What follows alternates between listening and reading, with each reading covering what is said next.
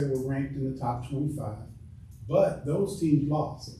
You know, Kenwood, who was highly ranked, lost in the semifinal round. So did Whitney Young. So we had teams in the final without name recognition. And the finals always sell out. We usually have a full house at the championship game. But this year we didn't. And I think it was because teams like Warren and Lincoln Park, who made it there, they earned it. They didn't have the name recognition. It's almost like Michael Jordan playing, you're going to sell out the facility. Or if LeBron James is playing, everybody's going to want to come and see it. So I would say that it's similar to that we did not sell out. So our revenue this year was only $60,000.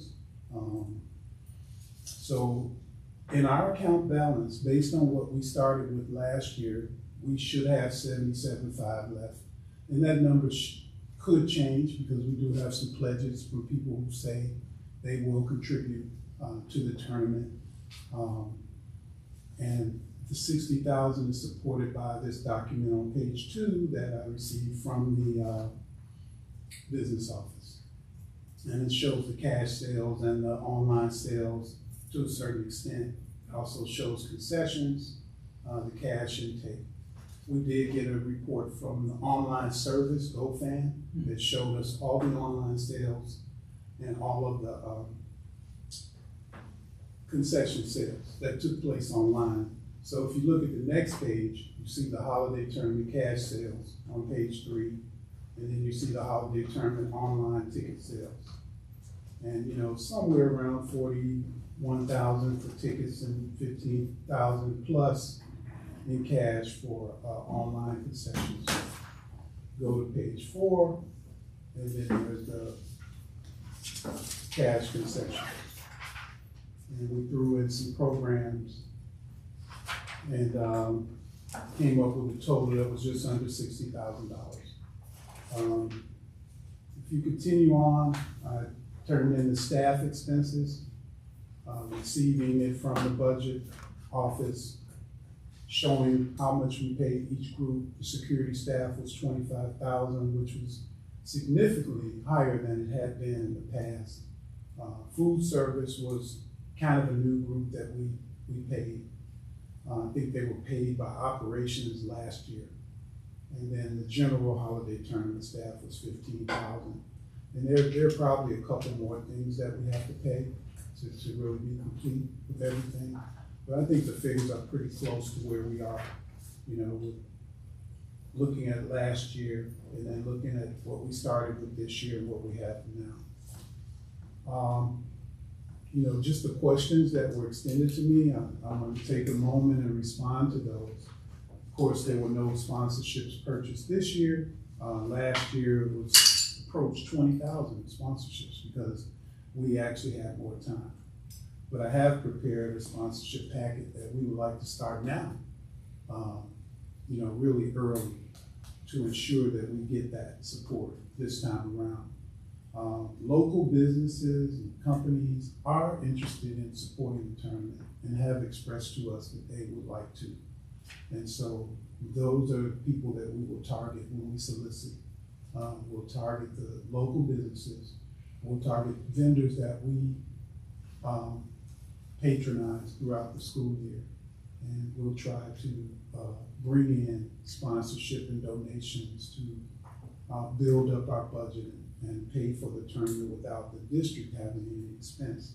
Like I mentioned earlier, that the funds have all been deposited into an activity account, the Proviso West Athletic Activity Account. Historically, there was a Proviso West Holiday Tournament Activity Account where all the money went. I know there was a question about if the money was divided. The holiday tournament money was never really divided.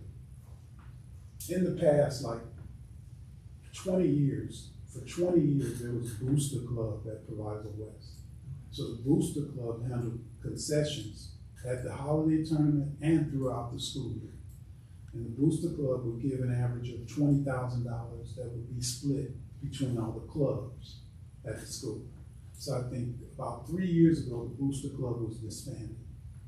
And so now that feature is not in place. maybe about maybe 5 years ago. The Booster Club was disbanded. So now, the last couple years, to keep the money in the tournament, the food service staff ran concession stands for the holiday tournament.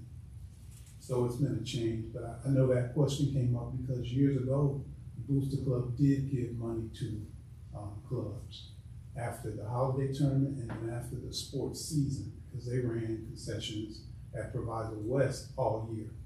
If you look at Proviso East, it's totally different. Clubs run concessions. They have a blind draw, they draw a date, when events are being held, that particular club will run concessions for that game or that event, and that happens throughout the year. But at Proviso West, it's a little different. And when the Booster Club left, they were planning to do it that way, to assign clubs to do concessions, but I don't know if it's materialized. It seems like it has not. So going down to number 3, there was a question about adding a girls bracket to the holiday tournament. In the Illinois High School Association, the girls play separately, so they don't play against boys. Mm-hmm.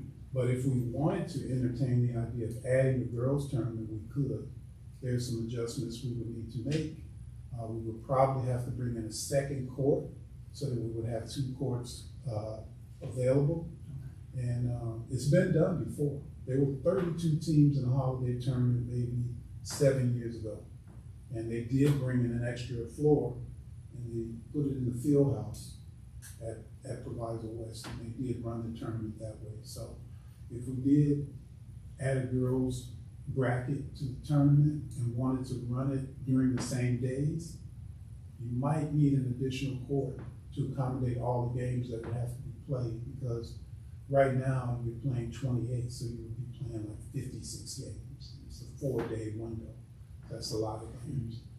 But yeah, I mean, if people wanted to entertain that idea, it would be something new. No one else is doing that. Yeah. Could be special. That'd be awesome. Yeah. I'm over here going, yeah. So,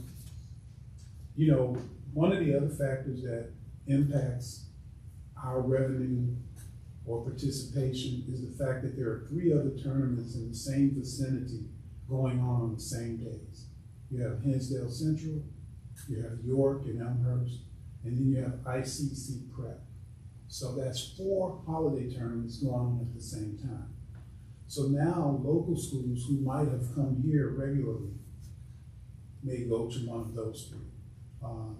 The impact that has is that the local schools have a following of people in the community or in the general area who would attend. From a business standpoint, you always think about that because you want to sell tickets and you want to break even or make a profit. And so it does impact that. So what we do, and why it's so important to start early, is that you have to secure the best teams. You have to contract the teams that are competitive or have name recognition and will draw a crowd. And so that's what we normally try to do. But if you're doing that, you have to do it early. Like this year, I said we started 90 days out in September. Those teams are already committed. So for me, it was a scramble this year, getting teams in late November, even early December. So we had an issue with putting tickets online in advance because we actually didn't have the field completed. And so starting early, I just can't say enough how important that will be if you're going to be successful with securing the best teams and competitive teams. Proviso West has a reputation throughout the state and even beyond the state of Illinois because of players who have played here, Hall of Famers. And, it's a challenge to keep it at that standard. The adults who grew up here, they saw Kevin Garnett and Isaiah Thomas and Glenn Rivers and all the people who've gone on to be Hall of Famers or NBA coaches. So we try to keep it at that level by inviting the best teams. And, you just have to do it in a very timely fashion. So with all those 4 teams, with all the 4 tournaments going on, how do we differentiate ourselves? And that's how we do it, by securing the best teams along with sponsorships and donations. You know, we'll be able to generate the revenue that pays the tournament expenses and makes a significant profit. The best teams draw the crowds. They commit early because they have options. As far as sponsors, in the past, when the tournament was really successful as far as generating revenue, we had Nike as a title sponsor. Oh, wow. So Nike came in and they bought, I mean, they paid for everything, pretty much the tournament. So all of our tournament expenses were covered. They brought in a barber shop, they gave free haircuts, they had a game room. I mean, they had signage all over the place, you know, and it was like, it was really great because there was no expense to us. They built a store in the field house and they had people come in to try on shoes because of course they're promoting their merchandise. You know, they had videos that individuals could come in and make a video in the weight room. That's amazing. Yeah, this was, well, I've had 2 stints here at Proviso. Okay. You know, I was here from 2013 to 2019 as an assistant principal for athletics and activities at Proviso West. Okay. And then I've returned in 2021. So this is my 2nd year running the tournament again. So these figures are for the last 2 years that I've run the tournament. Prior to that, I ran the tournament for like 6 years. And we had Nike for 2 or 3 of those years. And we also had TV. We had WCIU who came in and showed the championship and the 3rd place game live. And we also had some streaming that was done. So those are some of my ideas to make sure the tournament pays for itself. To revisit doing that. I have a couple relationships that I'm visiting to see if we could bring them back. There was a question about the feeder schools. And every year that I've been involved, I've always extended several hundred tickets to our middle schools for the tournament. And it would normally be balcony seats for sessions 3, 5, and 7, just to allow them to get that experience for free. With the chaperone, we would extend tickets to Hillside School, the schools in Maywood, schools in Bellwood. And then there's a gentleman in the community who runs a youth basketball organization named is Hightower. And I think he's on the board of District 88 or 89. And we would always work through him with his youth group over the years. I guess, you know, I've said it so many times that, you know, you guys understand that it's imperative to start early and, you know, allow you to organize the tournament the right way so it will be profitable. I mentioned in response to Mr. Ocampo that I've run events at the United Center, Credit Union Arena, Cog Hill Golf Course, Soldier Field, and the formula for success is always to start the way that I'm mentioning. On the next page, I put together a sponsorship package that we can use, and I scaled it down a whole lot, starting, you know, with the $5,000 title sponsorship, and then going down several levels into donations and, you know, event sponsorships like the half-court shot. We did have that last year for $5,000, and we got some of our big vendors to sponsor that, who this district uses. Of course, no one made the shot, so we were able to keep the $5,000 in the budget. But so yeah, this is the sponsorship levels. This is another experience that I've had. You know, I mentioned that I've had some training with Civic Entertainment Group and Octagon, that are fundraising agencies to put together sponsorship packages. So this will be the basic one that we would use for most people. And then on the next page, one thing that I'm thinking about doing as well is a golf outing. Golf outings have been very successful as far as fundraising. And so this is just another way to bring in revenue and getting finances in hand early coming in so that there's no issue with running anything. So I just put some samples down here of what the offerings would be for participants who wanted to be a part of a fundraiser golf outing for Proviso West Holiday Tournament. So we'll go through everything, but it's a big, high-level golf outing offerings if you can get the sponsors and the participants.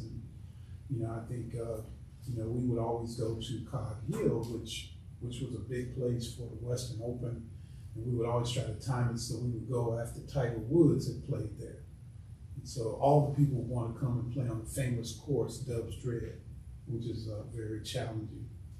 And it was always a good time, and we raised as much as $200,000 for a one-day event. But we would start in January, February, and the event would be in August, and it would go well. On the next page, the next thing I am thinking of doing is putting our sponsorship packages on Snap Mobile. Snap Mobile 8 to 18 is the website that we use for the West Suburban Conference athletic program. So our athletic program uses Snap Management. We pay for that. Dr. Hill probably sees it as one of our people we pay. But we have a website. Proviso East and Proviso West have a website for their athletic programs. You'll find the schedules there, you'll find the rosters, you'll find everything there. And so Snap has a feature where you can do fundraising. So we figured we can put, our sponsorship packages out there and just have another avenue where people could sign on and support our events. And then the last thing in my packet, I said I wouldn't be long, but the last thing in my packet is live streaming. Proviso East and Proviso West pay a lot of money for Huddle, which is a live streaming system. So we stream our home basketball games, our home football games, our home volleyball games, and then some of the outdoor sports are available for streaming as well. So I figured we could have a pay-per-view streaming set up for the holiday tournament, which would be, maybe like $10 per session, and people could watch it online, on live stream. And so that's just another way. So we have our basic sponsorship package, which is for signage and access and names and ads and the programs and the website, and then we have the golf outing, and then we have live streaming. So those are the ideas that would help the tournament pay for itself. If they're started early, if these efforts are started early.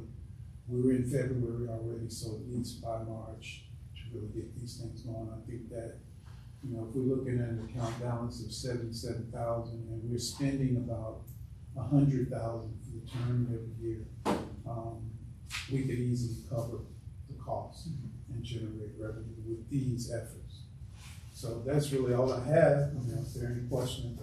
You have one question. So you mentioned starting early. Do you have a timeline? Yes, which milestones to hit? Yes. So like in February, I would like to extend contracts because we have to have every school sign a contract. So in February, we would like to extend contracts. In March, we would like to start the sponsorship packages flowing, if not February. And then in the summer, we would have the golf outing. And in November, we would have the media luncheon. In past years, they had a media night or media brunch. We've had it, when Nike sponsored us, we had it at the Nike office, downtown Chicago. And we had it one year at Ditka's in Oakwood. So we've done some really good things with the tournament when we had the sponsorship that would pay for those events. So we have a chance to do that again. But yeah, the timeline would just start by securing the contracts.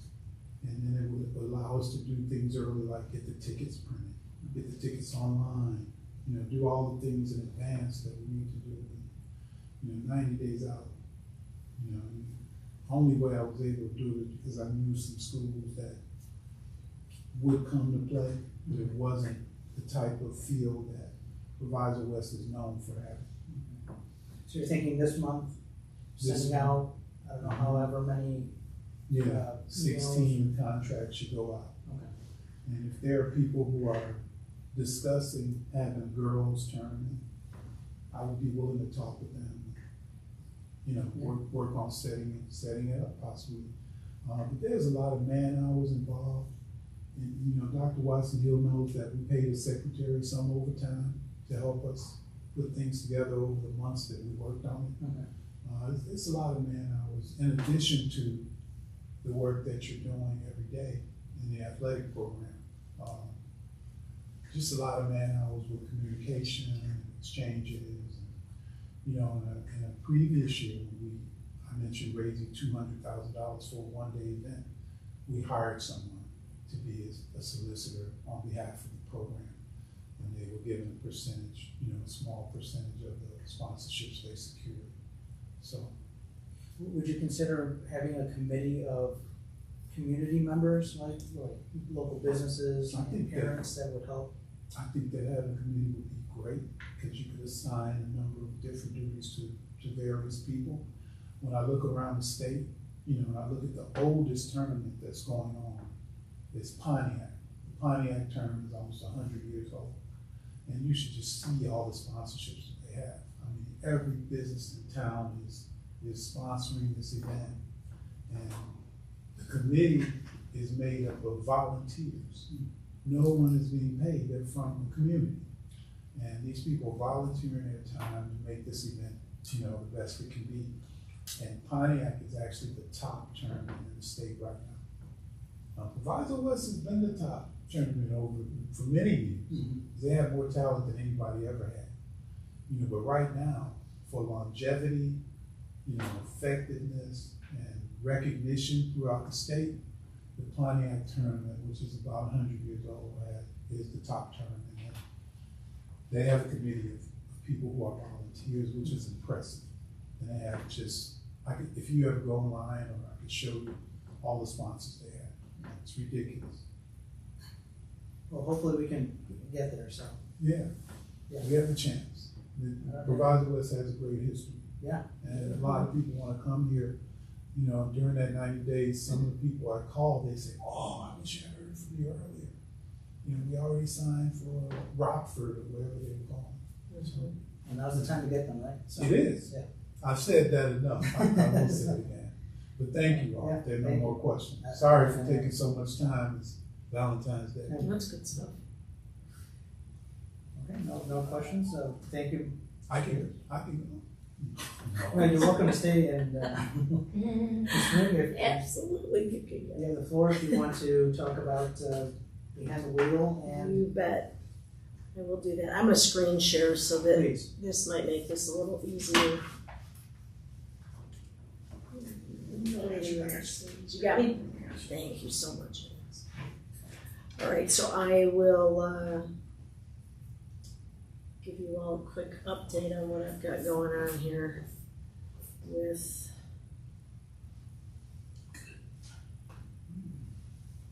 our driver ed information here. So, just to give you a quick synopsis here, I'm gonna try and make sure, obviously because this is the finance committee, I'll make sure that the basis of what I'm gonna address with you will be the financial side of it. There's obviously a lot of different prongs on this, but from the financial standpoint, this is kind of where we're at. So I sent this out to all of you. Did I include you, Dr. Earl? And I am sorry if I did not. But I did this brief cost analysis comparison to look at ourselves up here at the top in terms of what we're charging on our fees. So I want to kind of start there with the behind the wheel fees. So my understanding prior to my arrival in 2019, the driver ed fees hovered in the 170, 175 range, and then during COVID, when families were really in a financial strain, they decreased that down to 87.50, and we've never really brought that back up. So consequently, right now, we're in this shortfall, right, in terms of revenue, because the fees are probably they're our number one revenue source, second to the state reimbursement. So this is how we compare to other schools in the area, with almost everybody on this list being from Cook County, with the exception of throwing in Downers Grove, 99, and then throwing in U46. Just for some basic comparisons. The state max is $250. So you can kind of see where everybody falls here. Right now I have an action item that is being put together, and we're going to be proposing at the March board meeting to increase our fees back up, and just slightly ahead of that to $180. With the idea that that'll help us kind of at least recoup and break even with some of our fees associated with running the behind the wheel programs. So this is some of the information that I was able to pull apart with the commercial schools in the area. So if we've got students who finish classroom and then they decide to go take their behind the wheel elsewhere because of our backlog of students, which I'll address shortly, these are the most likely places that they would go. Nova, Excel, Top Driver, and then we're in yellow. And so what I've got here is the basic package that the state requires is 6 hours of behind the wheel and 6 hours of observation. So that's absolute bare minimum. And what we're offering that for right now is obviously at $87.50. And Nova is offering that package for anywhere between $310 all the way up to a 10-hour behind the wheel session for $635. Excel, you can see here in brown, they range from $445 to $545. Top Driver, who I actually worked for a while before I started teaching driver ed in the public school system, has a $200 range there from $475 to $675, and we would still stay way below that.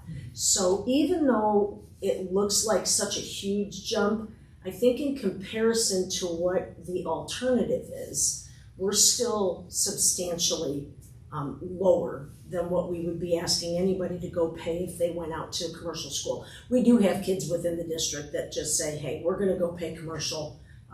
We wanna be able to get in, get out, and get it done.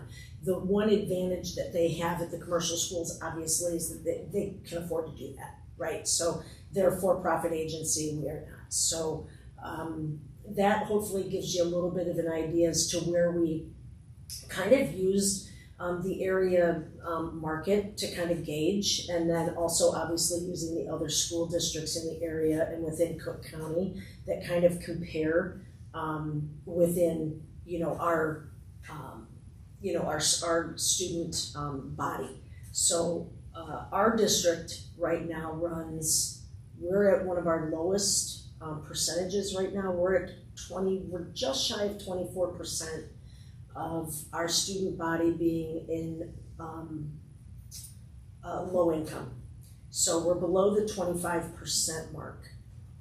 Whereas some of the other schools, if we go back and look in some of these other school districts have significantly higher percentages than that, and they're charging, like Redis is higher, Bloom, there's other ones in there that go substantially higher. Now Morton is still pretty low, and you can see that, they're still pretty comparable with us. I'm not sure what their budget looks like. I've tried to pull up some of theirs just to do a comparison, but you can only pull up so much off of the internet. So just caution on the accuracy of that percentage.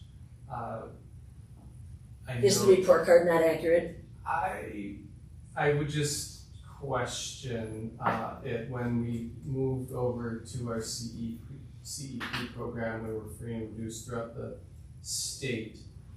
We achieved that status because of certain factors that are a little unknown beyond me, but I think Ms. Garza would have some more information as to that. I think And my suspicion is when we shifted to that, the tracking of the low income indicator within our student information system was not done Properly? Was not done properly. Again, my suspicion, but because of that moving to CEP, that somehow there wasn't that need, but then that's the information that gets reported on the report card. It's that low income indicator in the student information system. Okay. But yeah, it was something brought up in the previous administration that we can kind of dive. Okay, I appreciate that. That's good to know. Public Schools pays $50. Yeah, yeah, And you know, most of them are free and reduced. Right, So right. you have that community eligibility provision that Mhm. changes the. Right. yeah, and so that you're aware too, there is a state provision in ISB that if a family qualifies for free and reduced, they are exempt from these fees by law. So even if we did raise it and got that approved, if we have families who qualify for free and reduced, we would waive that fee. Okay, now when I go back and look, quite honestly, because I've worked there, U46, for example, anything above $250 here, those schools had to fill out a waiver, they had to apply. So like RB, for example, they're at $350. They had to get state approval to do that. And so what a lot of schools are doing, at one time, U46 was upwards of $450. And the reason that some of the districts will do that is to offset. So they try to have some of their families that have, try to offset for their families that have not, and just try to help each other out that way and try to balance their budget. So that kind of works out as well, and that's something that obviously we would have to take into consideration. And there's nothing that says, you know, by the way, if we have the action item and it comes in and it's approved, and we look at it a year from now and say, this is a disaster, this is not working, we need to relook at this. Of course, it's always, that's a very flexible number, that's a fluid number. That's not one of our fixed numbers like our car and our expense for gas and insurance. Those numbers are going to look very different. But nonetheless, that's something that we need to consider. Yeah. And with that said, with that low income indicator, it is something that we tried to change for this school year with our registration information to make sure that we are collecting that. So I know with our incoming students, I'd like to look at the kind of get the accuracy of that low income indicator versus the past 2 years, so our current grade 10 and current grade 11, where it might not has been as accurate, but we're doing that and recognizing and publicizing that if you are in hardship and Right. you qualify for that, then we can certainly provide the information necessary to our families, fill out the proper paperwork, make sure that indicator gets checked, and we're reporting that and Absolutely. taking that Yeah. into Yeah. account. Yeah, absolutely, because we want to make sure that every single student, that's one of the reasons why, it's the primary reason why I'm tackling this in the first place, is to make sure every single student in the district has an opportunity to not only get through driver education, but get their driver's license and get it on time the way that they should be, so that they can go do whatever it is that they need to do, whether it is work or otherwise. And right now we're holding them back from that. So we want to make sure that regardless of anybody's socioeconomic status, that they have access to the program for sure.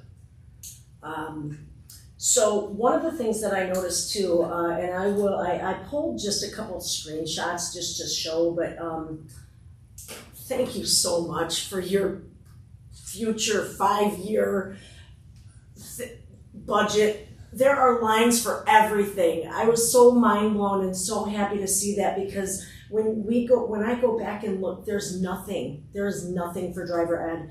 And it's not just driver's ed, I'm sure, as you have found, it's lacking in so many areas, but I was so thrilled to see in that 5-year plan, you have lines for everything. You have covered it all. And I thank you so much for that, because for a program like this, I can't even dive into a lot of the data because I can't find it. It just doesn't exist. So for me to really be able to come in and say, Mr. Ocampo, this is what we need, I don't know. You know, and that's a tough nut to crack because there are no budget lines anywhere for us to really go back and look. What I can tell you is these are some of the things that not only, you know, our program needs, but these are the things that are budgeted across programs in any public school system. So things that I'm looking at right now are working with Mr. Valente with the car leases that we have right now. Apparently we had a relationship with Curry Motors in the past that somehow got kind of squashed. I don't know how, and I'm not interested in how, but I am interested in trying to repair that. The relationship in the past was you lease the cars from us, we will take care of your maintenance and repairs. And somewhere along the line, there was a proposal to allow Curry to use the PMSA parking lot to unload their carriers in the morning before school.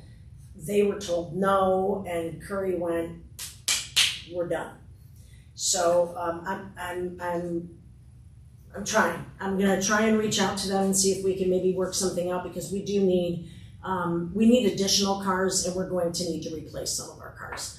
And probably do a better job at coming up with a better lease agreement so that we can cut back on that. So I'm looking at those numbers. And then obviously our repairs and gas, hopefully, those are things that are minimal. Maintenance is obviously gonna be there. One of the questions I had is for our insurance. Is our insurance on our leased vehicles included like in our fleet insurance for cars, or is that something separate? Because if we don't own the vehicle. We don't own the vehicles, but that's something I will have to explore. Okay, that's just a question I have. We're So covered. There is insurance, of course, for our students and staff. right, But for those vehicles, I'm not sure. right. So that would be a question I have, just so we can kind of get a handle on what our costs look like for car insurance for the vehicles, because that's really part of what our fee is associated with as well. That and the gas obviously being the big one. For classroom, just the basic things here, textbooks, field trip supplies, interactive materials. Our consumables are minimal at this point because we have moved so much to the one-to-ones. But there's always gonna be, certain things that are better hands-on. I myself in the classroom am starting to slowly close these things up a little bit and get back to a little bit of pen and paper, and I'm finding a little bit of success with getting things in and getting them in on time and so on and so forth. So we may have some better luck with maybe even going back to doing consumable workbooks instead of doing them online. But for right now, I worked with Alex last week in looking at the curriculum guide, and we took that out of the description. It's a fee that we don't need to be charging our students, so let's save them that extra $15 for the time being. The big one that is in a proposal I'm going to show you in just a minute is the behind the wheel stipends, and looking at this pilot program that we're trying to do right now this semester, where we're going to need some subs within the buildings, primarily at West and at PMSA for the time being, so that we can try and get caught up on some of these behind the wheel wait lists and try and knock out some of the behind the wheel during the school day. So we can use some of our FTE time to do that as opposed to after school, and be doing that as stipend time. iPads, I'm looking to try and digitize, after I just said pen and paper are great. I'm looking to try and digitize to try and streamline our behind the wheel, so that if I'm driving Alex on his first 3 drives and we can fit him into your schedule over at East for drive 4, you can open your iPad, you have all my notes, everything's right there, and then he can come back to me, he can go over to Calvin over at whatever, and we all have his stuff right there, it's right in the thing. I've got I already designed the digital card, it's ready to go, but we want to try and pilot those kinds of things this spring too, to see if they work a little bit better, so that we can help each other at the different buildings, instead of saying, hey, PMSA, you're kind of on your own. You guys are 230 some odd kids behind. Good luck to you. Zubek and myself and Amanda and we can at least say, hey, why don't you send a couple kids over this way and we can help you out. Ben has, my God, he's close to 300 over at East right now. He's driving by himself because we just finished first semester and he has a whole semester of kids who are now going, when do I get behind the wheel? So he went from only having about 50 to now having almost 300, right? So that will be helpful. Our in-vehicle expenses, those are, we're looking at probably $150 a year. That's nothing.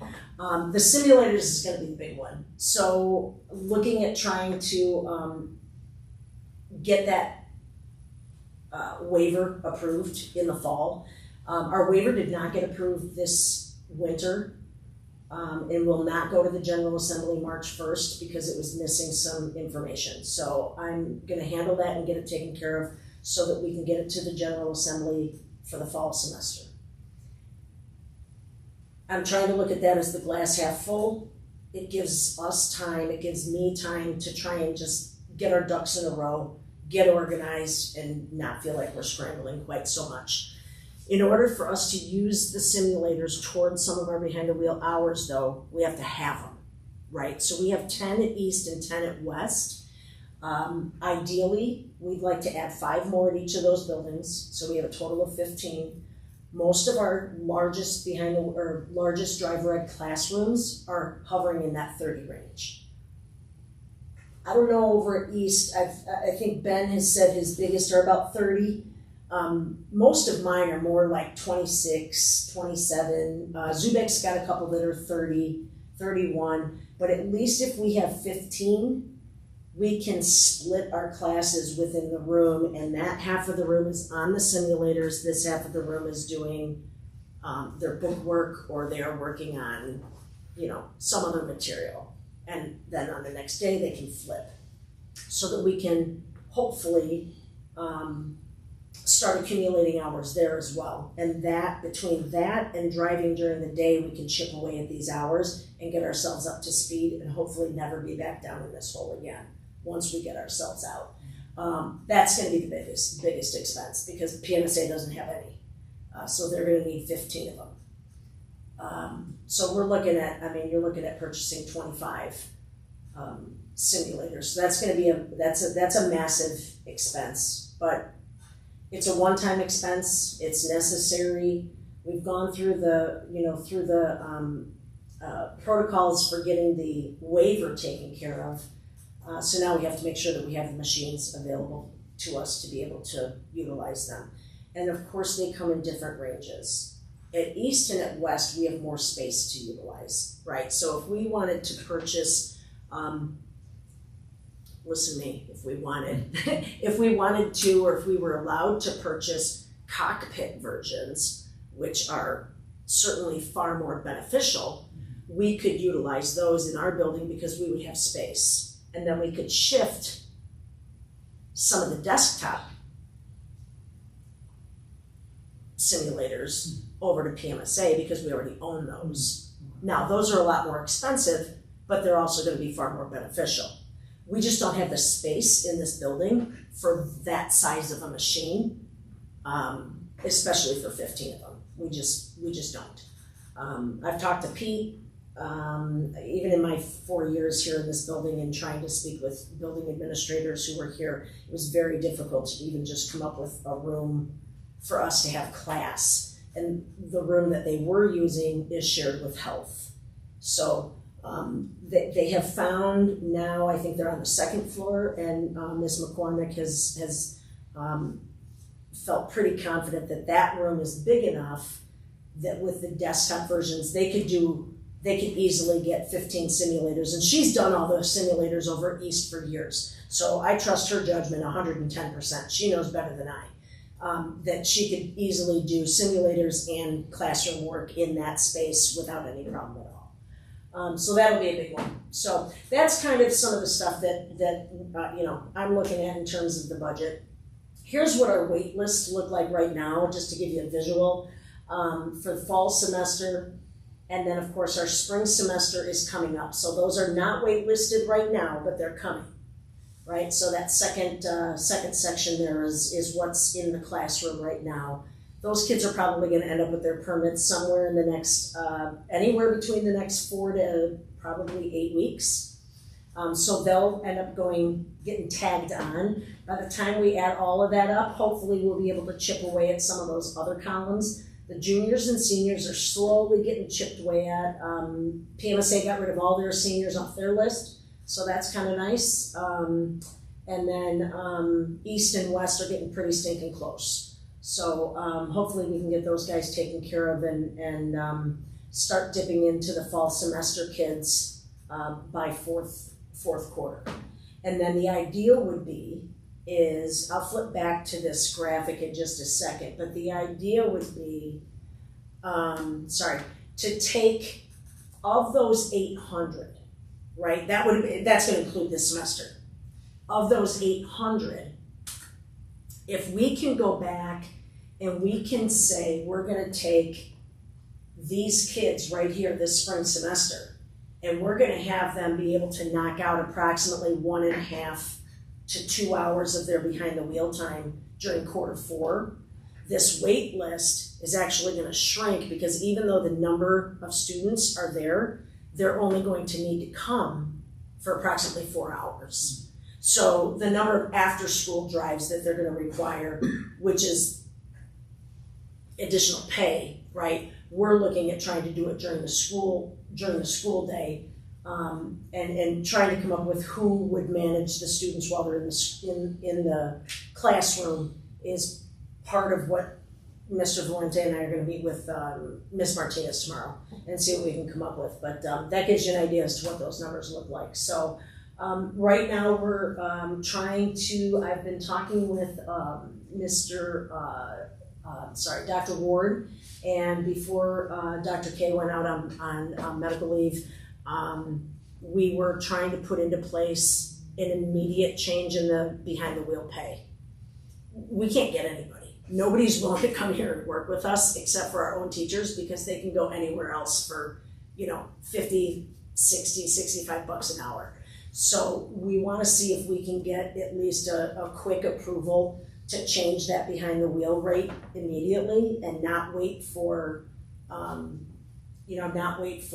negotiations and all the rest of it. They obviously have to handle what they're going to handle during negotiations, but we want to try and see if we can beef up pulling in some retired teachers to see if they can help us outside of class. Okay, this is the reimbursement, the appropriation of funds from the state. And I wanted to make sure that I just kind of address this so that we have a general idea. So for all of our kids that we have on the wait list right now, plus this semester's worth of kids, we would be looking at roughly for this school year right here, just for them to be getting through behind the wheel at $129.88 per student who passes, right? That should be a comma down here, not a period. If all of those kids finish, if we get every single one of those students to finish, we would be reimbursed almost $104,000. So that's a lot of money to come in. This is just a direct poll so that you can kind of see, and I can send this off to you as well, Mr. Ocampo, so that you can have it, how it's reimbursed.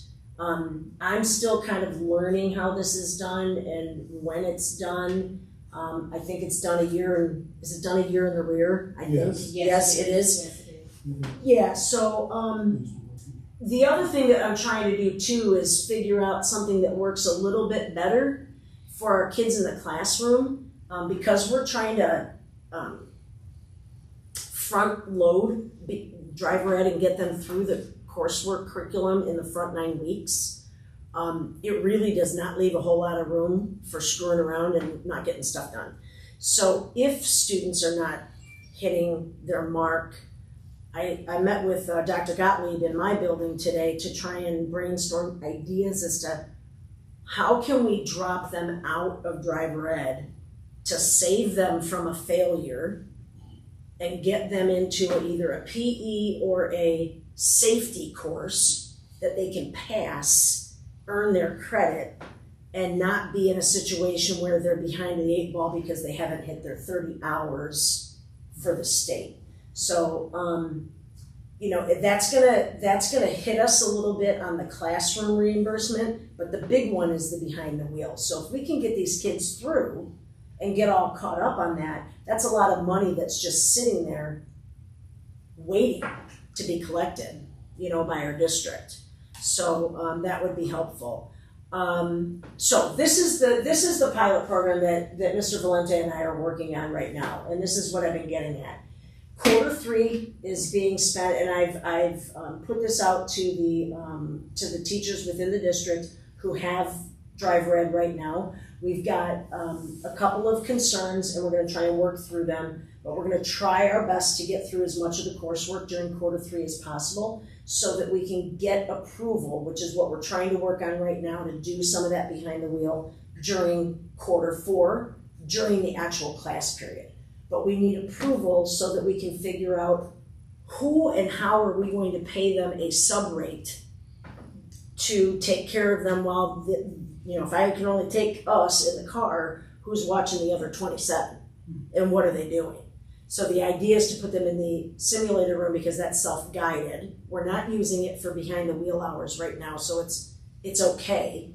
It's just added practice for them. And for the ones who are not on the simulators, they can be working on Khan Academy, they can be working on Newzella. We have all kinds of materials we can give them to help, you know, SAT prep, all that kind of stuff, and use our time appropriately in that quarter 4, and then we can, you know, try and knock out some more of those hours. So the idea there would be for us to get, you know, get ahead of the game, and that's less hours that we would be spending after school or on weekends.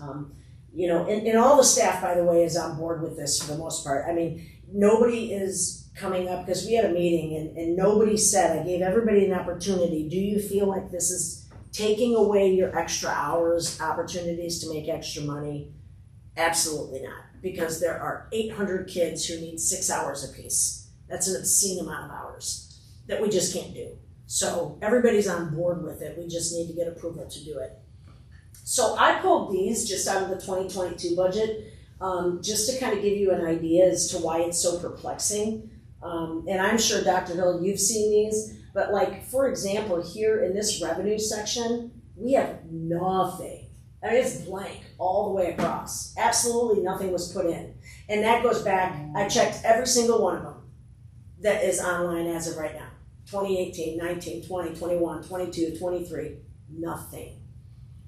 So that's why I said, you know, thank you so much for putting those lines back in. And as we move forward, she's got the lines all ready to go so that we can start tracking those numbers. And then we'll be able to have better ideas as to, like, how much money do, I don't know, how much money we need.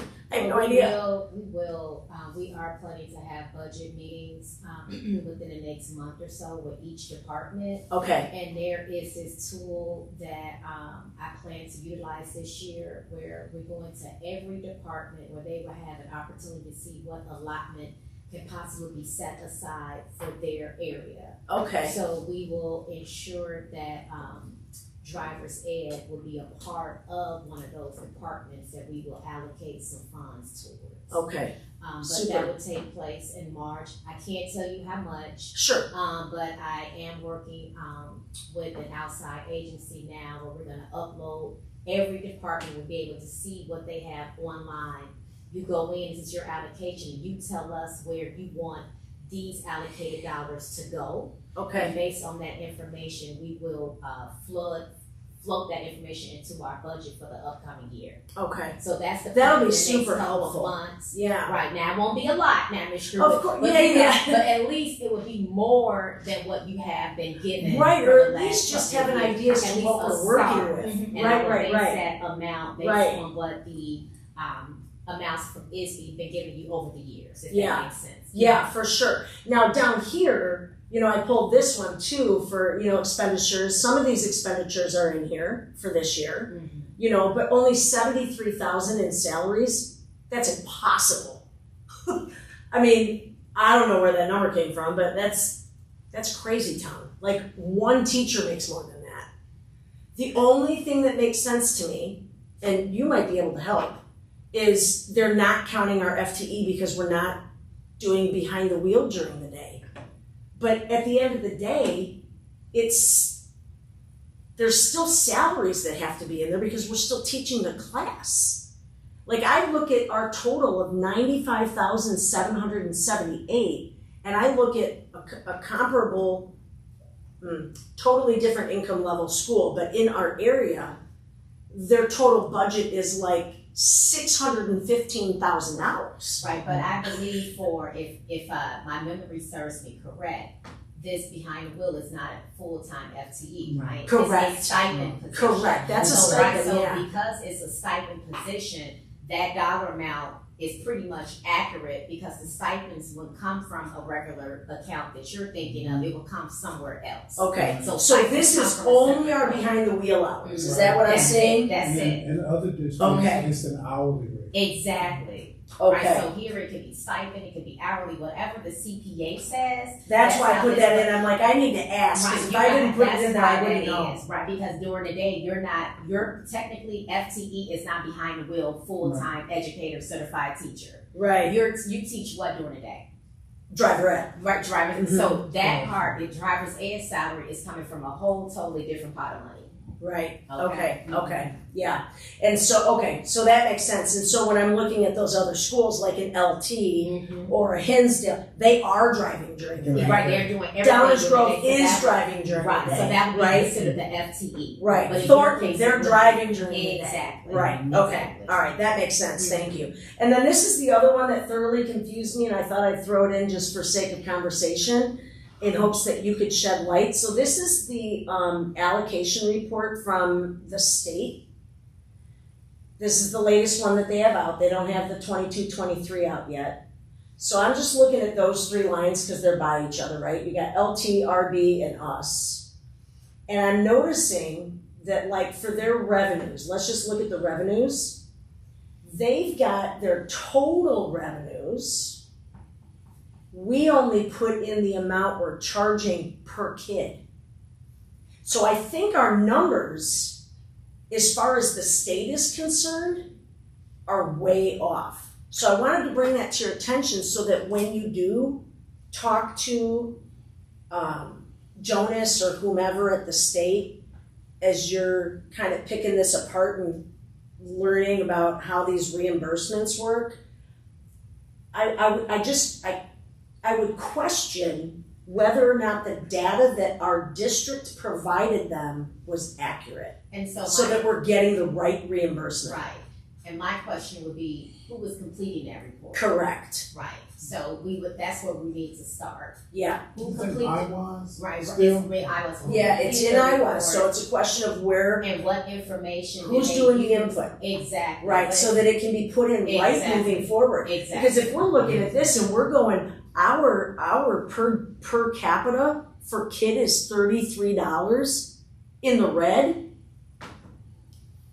that's not good, right? So I think, and that's all I have for you. But I mean, that in and of itself is enough to just come back and say, hey, if we can get all of that in a row and be able to get a handle on our budget and get a handle on how we handle behind the wheel moving forward, and if this pilot kind of works for this semester, we can do that hopefully moving forward, and then we're never back in this hole again. We never should have been in this hole in the first place. But I know one point that I do want to bring up in reference to the hourly wage that you were speaking of. Mm-hmm. Since we are currently in negotiations right now, we wouldn't be able to increase that at the moment. Because per the CBA, this is what teachers are paid at the time to complete that exercise after school, if that makes sense. So It if does. it's $32.64 or whatever the dollar amount is, we don't have the liberty right now to increase that because we have to follow that CBA. Now, after negotiations, if someone brings it up in conversation or what have you, and there's a proposal set on the table and said, this is what it would be moving forward, that action wouldn't take place until the upcoming fiscal year. Of if course. That makes sense. Yeah, that makes total sense. What Dr. Ward and I discussed was a simple modification proposal. That was all. You refer to like an MOA. An MOA, Oh. yep, just a simple MOA to say, hey, can we get this done so we can try to get some bodies in here? Otherwise, we're just gonna keep sinking and Right, sinking and and so of sinking. course that would have to be, approved by the board of Of education. course it would, yeah. And he would have to be the one to propose that. So I met with him to see if it was even feasible. He said, anything's feasible. We just have to see if it's realistic. And so that's kind of where we stand with that right now. I know you said you were going to share this, Mr. O'Hansel, could you send it my way? Absolutely, yeah.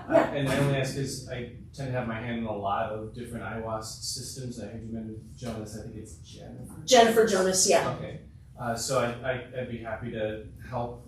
in this Sure, that'd be effort, great. Reach out to her, see what system listing this is coming from in Okay. IWAS, and see if I can help in the data. Yeah, that would be great. I spoke with her and I spoke with Bess Johnson. They're both super helpful. They are. I don't know that one. I know John. Yeah. He's a data queen. He's a data king. That's- It's You can be a queen. No, It's he's a 2024. data guru, data king. There okay? you go. So he can find out who completed the reports in the past. Okay, right? all right, yep, there you go. Yeah. Awesome. Yeah, they're very helpful. Yeah, no, Yeah, they for she's sure. very helpful when I talk to her. I just see them as red flags, but when I only understand 25% of what I'm looking at on that chart, that's me just asking a question so that I can understand it better. If you get that, I'd be happy to. You bet. I'll send it over, Alex. Thanks. Yeah. If you could share that, I will for sure. Yep, I'll do that. thank you. Yep. Well, for the sake of time, I know it's Valentine's Day and we all want to be with our loved ones, Do so we are adjourning. Any final remarks from anyone? No? Thank you. Thank you for your time. Oh, Awesome. Thank you guys. Thank you. Yeah, thanks so much. Good stuff. All right, we're I gonna. used to Yes, work in Brown River. It's good times, right? Yeah. I worked in Brown River. Yeah.